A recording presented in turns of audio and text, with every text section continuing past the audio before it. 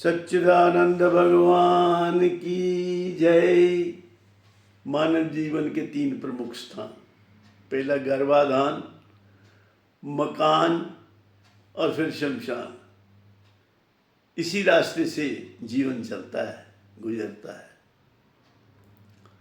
तो पहले स्थान से आए हुए बहुत दिन हो गए और दूसरे में आए हुए बहुत दिन हो गए।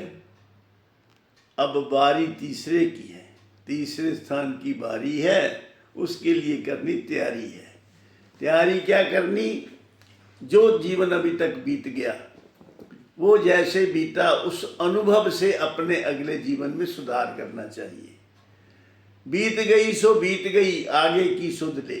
अभी तक तुमने जो कुछ भी किया, अभी तक क्या किया? बहुत लोगों का यही हाल है कि उन्होंने जो कुछ भी किया अपनी इच्छाओं की पूर्ति के लिए अब प्रयास किया, जो सफल नहीं हुआ। अपनी इच्छाओं की पूर्ति के लिए असफल प्रयास करते करते इतना जीवन बीत गया।